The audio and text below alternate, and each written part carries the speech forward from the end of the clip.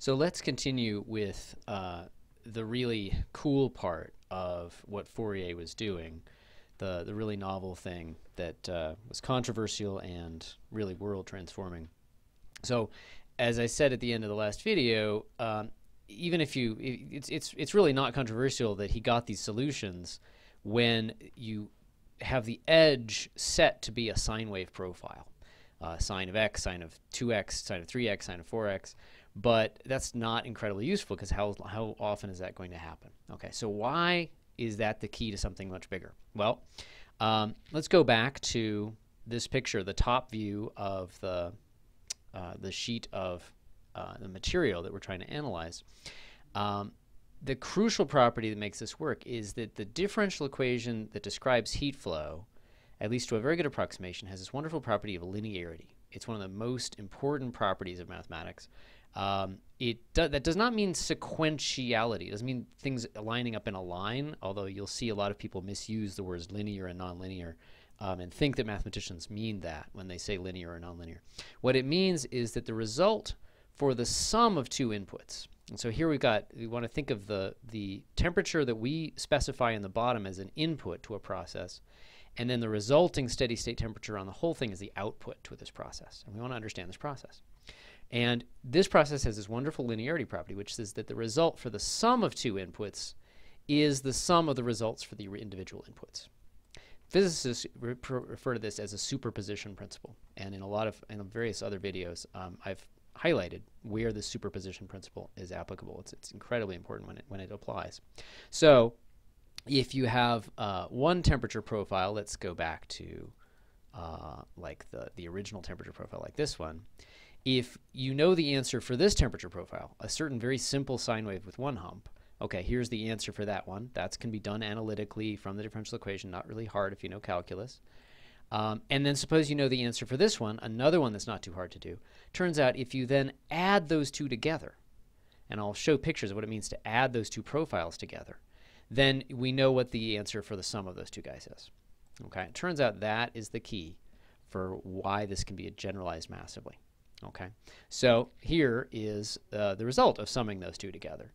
Instead of going up and then down way below 0 and then back up, here is something where you go up and then come down to 0 and then come back up and come down. And that's just the sum of the two. And these are two different views of it.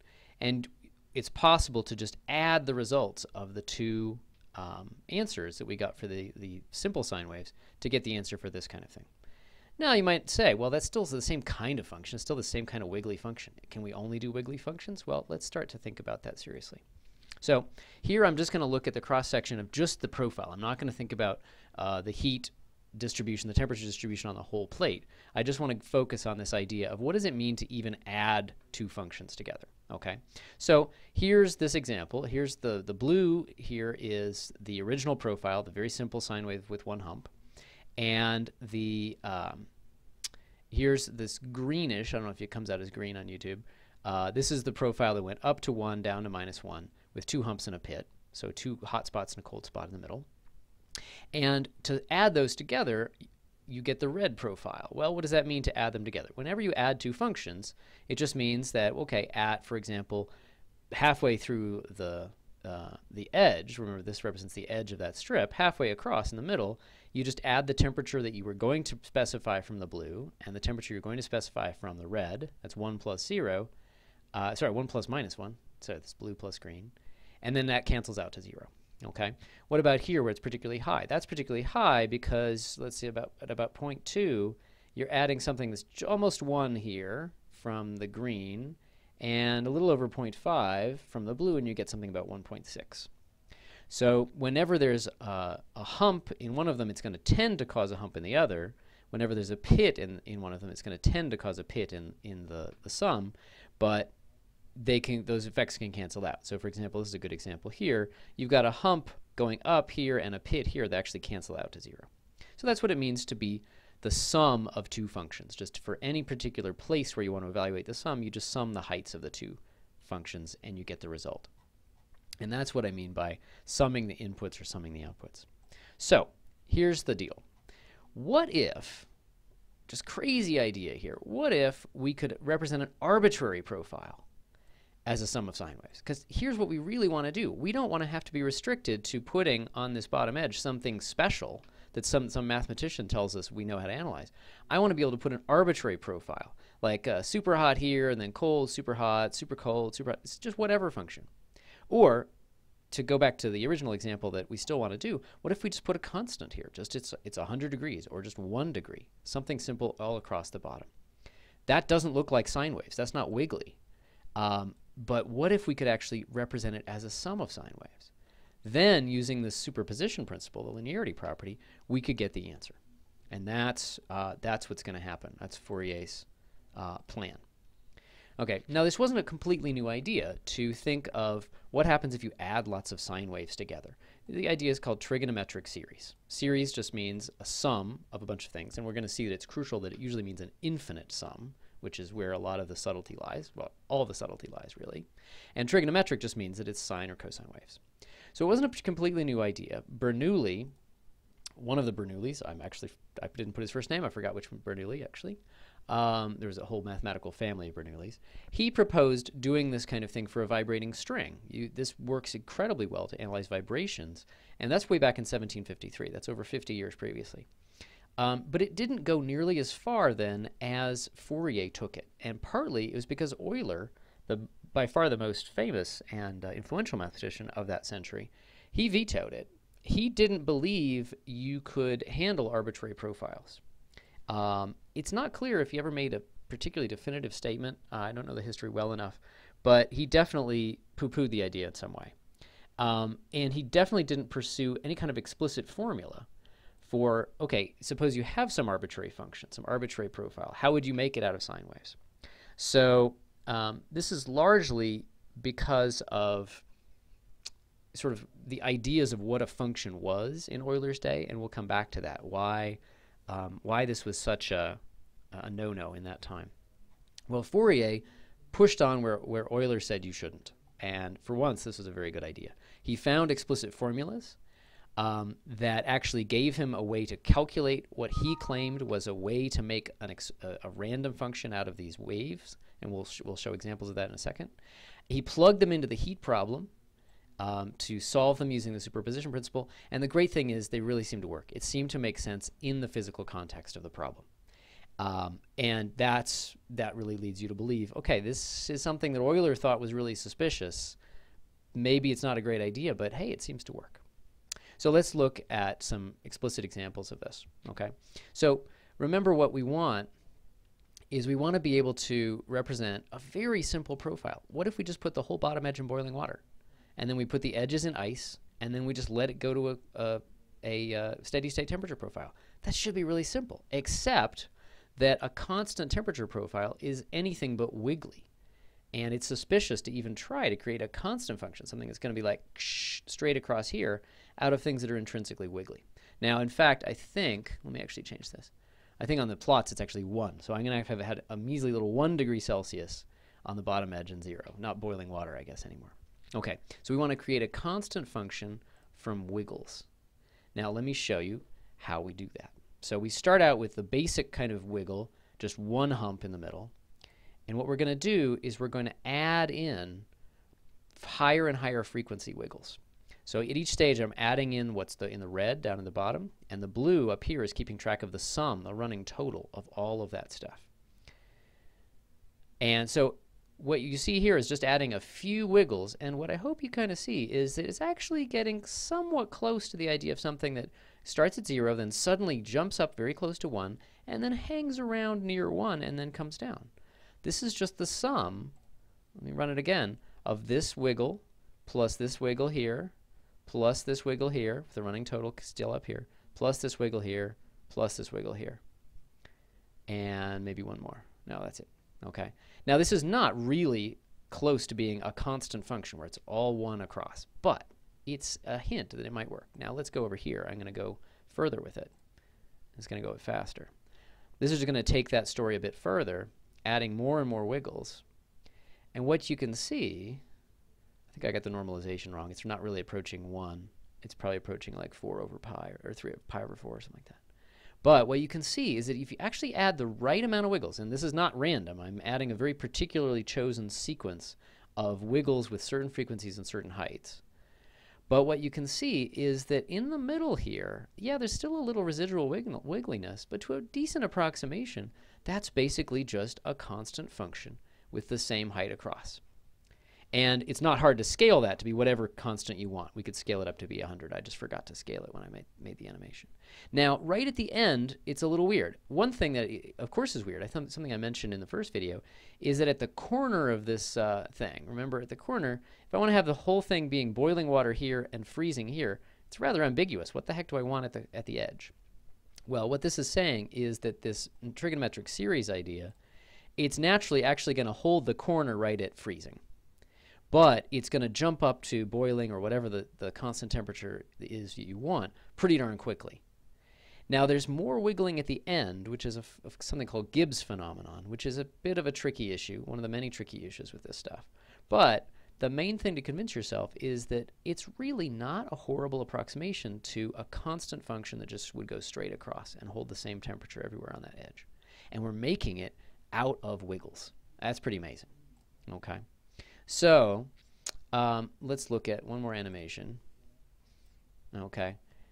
Now, here I'm doing the same adding of wiggles, and I'm getting at another subtlety here. You might think, well, this is weird. What's going on here? This looks totally different. All I'm doing, the only thing that's new in this animation, is that I've got the domain is bigger here. Okay. So in the previous one, it was going from 0 to pi, which is a natural way to do this domain. The edge of the actual physical problem was right in here. And it turns out that if you say, well, wait a minute, these functions, these wiggly functions, like these sine waves, they're defined everywhere. This thing goes up, and then it actually goes down here, and then up, and then down. This is just a small piece of that wave. And even when you start adding them together, even though you're seeing more and more oscillations of these red waves, they still keep oscillating on and on and on and on when you go left or right from this window. Here I've opened up the window, and so that even the fundamental oscillation, this guy is that one thing that was just a hump in the previous picture, that was just this part of it. If you actually opened up the window, it'd be an oscillation. Okay, so what's going on here is that we're kind of tricking, we're kind of doing a little bit of a trick. We're taking these fundamentally oscillating waves, these things that really do go in a periodic fashion, repeating the same pattern up and down. If you look at a big enough domain, you're always going to have something that repeats up and down. You can't avoid that. And the way we're letting that describe this constant function is we're just saying, oh, let's just look at this part of the domain. Okay. Now, and again, there's these issues of these extra wiggliness at the ends and the fact that it has to go from 0 and then quickly up to this constant and then quickly down. But if you just chop this picture and just look at this part of it, you can start to convince yourself, okay, I'm modeling something that's constant. Now, what Euler would have said was, look, my idea of a constant function is something that's forever constant. And this is not that. It's a very different function qualitatively. Fourier would have said, well, look, I only care, the physical problem only cares about this part of the function because that's where my model is valid. That's my model for the bottom edge of that strip. And on that part, it's getting pretty decently close to a constant function. Who cares that in some part of the domain, the mathematical domain that's not relevant at all to my problem, that it's somehow a much different temperature? So that's a little bit of a taste of the controversy there, that Euler thinks of functions as these global gadgets. And Fourier is thinking, look, as long as it gives the right values in the right locations, who cares what it looks like anywhere else? That was a very different thing. Now, another key point, very big subtlety here, and this is where it's not just that Euler was silly or that other people or the people who were skeptical of Fourier's methods were silly. We need infinite sums of sine waves to really get what we want. What you could see in these pictures before was there was still residual wiggliness, especially at the ends of the strip. And if you take infinite sums, the claim, Fourier's claim was you can get it to be exactly a constant function, just the same temperature across the whole bottom of the strip. But you need infinite sums. Now, infinite sums were not controversial in themselves. Newton used infinite sums. People before Newton used infinite sums. Euler used them incredibly well, did very clever things with them. But their understanding of infinite sums was still deficient, and they didn't realize it. And what Fourier was doing with infinite sums didn't seem to make sense based on what people understood about it. But so they thought, okay, we understand for infinite sums. We know that there's some pitfalls we can fall into, but we think we understand the pitfalls. Fourier is using them in a very different way, a very new way, and in a way that they thought was crazy, and they could easily see why it was wrong. It turned out, though, that it was actually something that you could turn into something that's even more correct and more useful than any use of infinite sums before. So let me show you, to end up this part, let me show you Fourier's solution. So here is what happens if you just take that simplest sine wave, what you might call the fundamental mode in physics. Just cold, then hot, then cold. And here's what it looks like on the strip. So obviously it's hottest right there where you're putting the heat source, and it's kind of medium as you go this way. It's coldest near those cold strips because remember, or the cold sides because you're holding those at 0 degrees. Very pretty. Okay. Now we're going to start adding the more and more complicated oscillations into the picture on the edge to get an approximation for just a constant temperature on the edge, and we'll see what results in the rest of it. Okay, so now we got 2 humps, 3 humps, 4 humps, and it's getting so that most of the edge is pretty close to a constant temperature. And the superposition principle lets you actually get pretty easily, especially if you have a computer, a numerical solution for what's on the interior. Now notice I haven't taken an infinite sum. The wiggliness has not disappeared, but theoretically, in the end, if you take an infinite sum or just a really big enough sum, you will not see a difference between this function and a constant function. And so here is essentially, of course, Fourier didn't have this method of visualization, but here's what Fourier is proposing. If you have a constant function, I build it out of wiggles. Surprise, surprise, I can do that. And I get the resulting sum of functions in the interior, and that's my solution for the heat problem. In the next part, we'll talk about what the reaction was. It was mixed, let's say, but a lot of negativity, and why that led to a revolution both in practical applications of mathematics and the foundations of mathematics.